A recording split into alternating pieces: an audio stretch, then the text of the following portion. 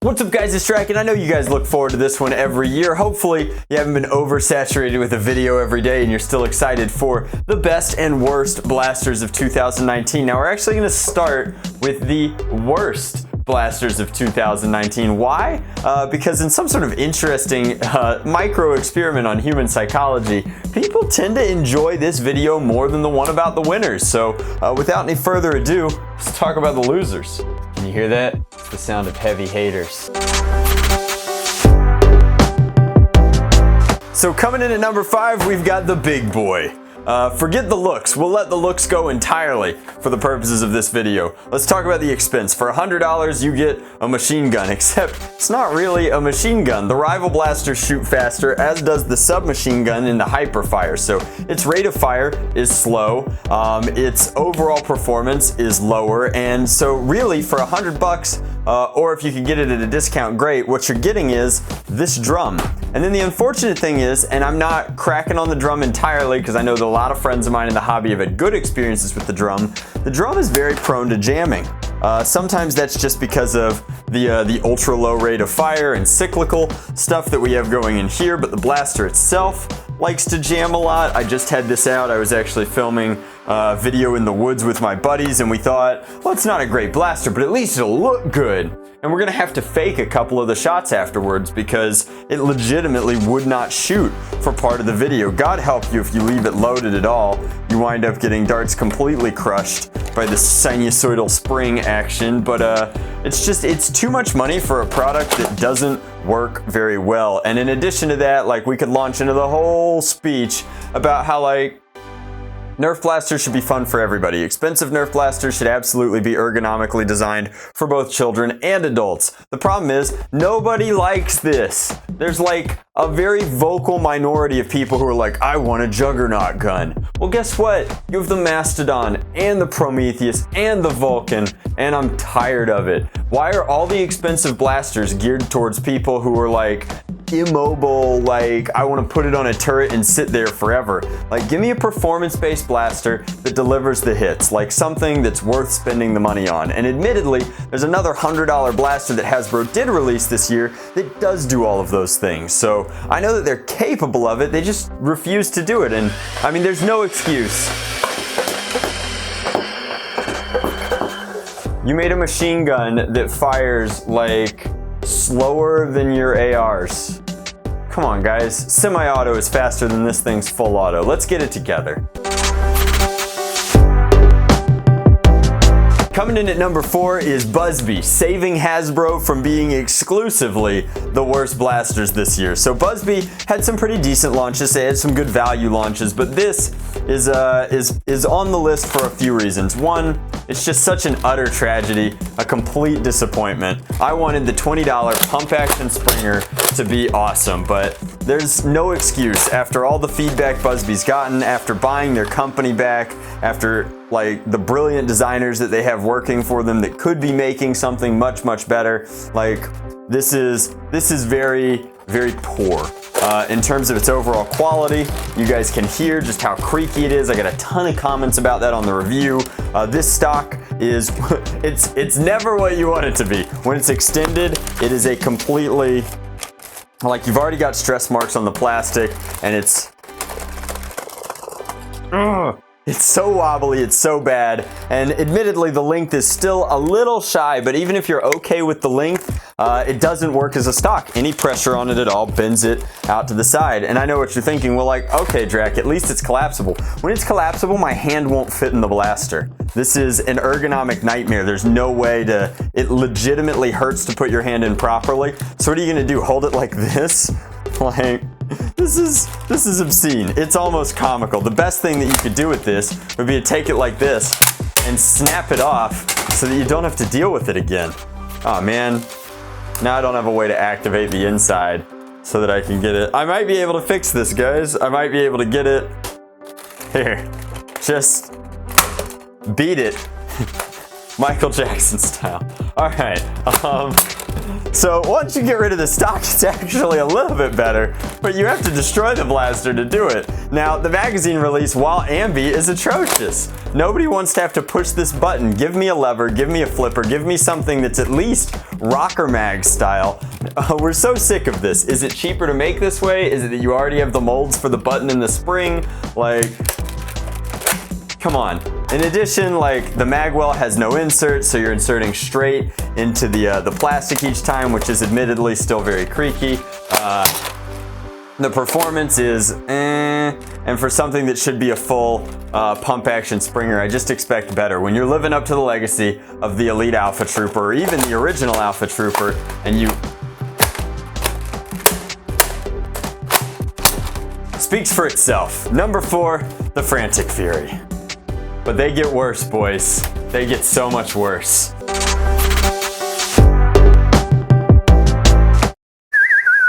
Whoa there. Alright guys, we'll start tamely with what's going to be a theme, which is Hasbro lied. And here we have the Makri revolver.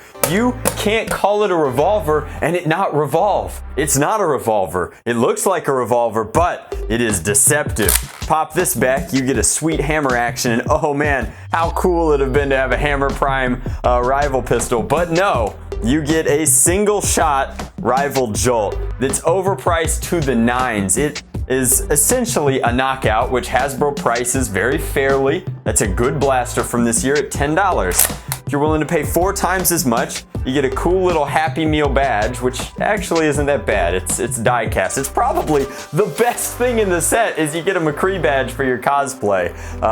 And then you get a standard rival performance, Overwatch themed, oversized, but I mean, it's good. It's a good prop, and I said that in review. It's just, why'd you make a single shot Jolt and call it a revolver? Why'd you have to let me down like this? You're breaking my heart, Hasbro. Nobody loves revolvers more than I do, and you gave me something that looked like this super chunky sci-fi awesome Overwatch revolver. It's complete with spur spinning and hammer cocking action, and you made it a single shot pistol.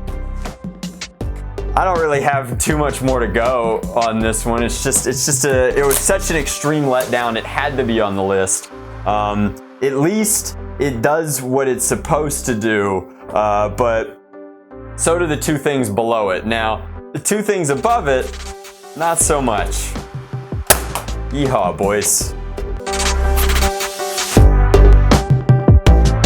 Alright, coming in at number 2, we're doing something that we haven't done since Nitro. We're putting an entire line on the list in one slot, and really that's just a gift. If we didn't do this, all the blasters on this list would be Alphastrike. That's not true, a few are worse, but we did do the service of bringing out a new and packaged version of what I consider to be the most fairly costed, best Alphastrike blasters for your money, but they still thoroughly belong on the list. Why is that? Well, in an effort for Hasbro to compete with companies like X-Shot exclusively, they decided to start advertising in big letters and big numbers. Not only are they including a lot of pieces, most of which is stuff that you don't want or don't need, like these cheap injection molded bottles, and then still being a little bit stingy with the ammo, Hasbro, whereas X-Shot always advertises how many pieces they have in an attempt to grab consumers' attention. At least they're giving you darts most of the time. And then of course we've got #1 blaster brand, because if you can't beat them in terms of their quality, performance, and ammo inclusion, well, maybe you can just throw marketing money at it. And that's the path that it seems like our mothership is sailing on right now. But the Alphastrike line is not only poorly costed in terms of a lot of the blasters in the line, if you take them out of their packs, are more expensive still than the rough Amazon equivalent of their constituents, I suppose, or their itemers, which is to say things that perform the same. So like you have the Cobra, a 6-shot revolver, which costs the same as the Strong Arm, a 6-shot revolver, yet the Strong Arm is a well-designed product with complete shell fleshing out, actual paint on it, and doesn't shred your hand like a cheese grater with these grips down here. And then that's the other gripe that I have, is like, this is just lazy design. This isn't like better for molding or cheaper on plastic in terms of like refined design work. There were ways to make thinner shells that were still comfortable to hold and use, but every corner that they could cut, the priming bars are hollow, the grips shred you like the old split strike. And I don't know if you've owned a split strike, the split strike at least gives you a gimmick. It's two blasters that split into one, but you still don't want to hold those grips when they're apart for too terribly long. Like the performance suffers because of a lot of the corners that they cut. They do still have, I believe, metal springs inside, but that is the only like actual cost-effective piece of these products that have been delivered to market. The bottles are a neat gimmick. I know that some people are fans of the targets. I've always, since like 2009, I've been telling you guys that the best target you get with every blaster is the packaging. You get a box that you can either blow holes in after you modify it, or certainly create stand-up targets to shoot. So I think that these are superfluous, and I would much rather have seen this plastic not be wasted trying to make this number happen, and instead make this lazy design actually decent. Nerf is capable of making the highest quality, best blasters on the planet right now, and it's very disappointing to see them losing some market share over 2017 and 2018 to companies like X-Shot, which are competing in terms of value, and then watch them just try and go as low as they possibly can to compete. Come on, guys, take the high road. All right, I'll give you 3 seconds to comment down below real quick. What do you think the #1 worst blaster of 2019 is?